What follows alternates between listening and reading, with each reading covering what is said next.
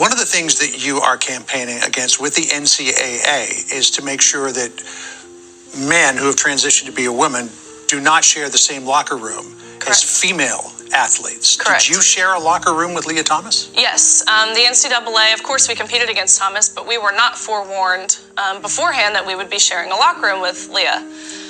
We did not give our consent. They did not ask for our consent. But in that locker room, we turned around and there's a 6'4" biological man dropping his pants and watching us undress. And we're exposed to male genitalia. Riley Gaines is just somebody fighting for things to be fair in girl sports. Leah Thomas, somebody who transitioned, somebody who placed 400 and something place when it came to swimming in men's sports, then transitioned to be a female and came in first. Leah Thomas. So not only are women having to deal with things that aren't fair, but also have a male in their locker room. As they get undressed, looking at them, he's also getting undressed, and he still has male genitalia. How is this something that we even have to talk about? That's how far left America has got.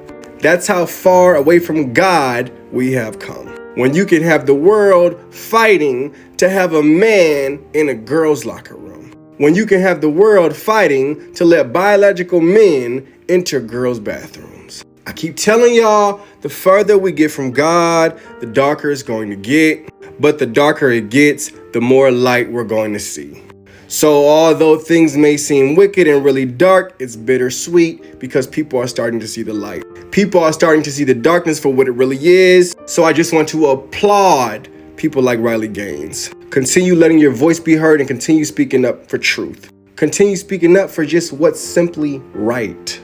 You got all these people fighting for women's rights when it comes to Roe v. Wade and such, but they're hypocrites because when it comes to situations like this, they turn their backs. So what are they really fighting for? What's the real agenda? It's evil. It's wicked. It's sin.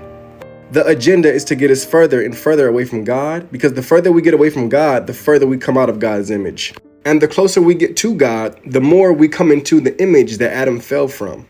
And the devil is frightened of that. Because when we come into that place, we come into truly understanding who we actually are, which is children of God. And when you come into fully understanding that, you have full authority and dominion over the kingdom of darkness. Nothing can hold you. So step out, my brothers and sisters. Step into the light. Take dominion and authority. Amen. Love you guys.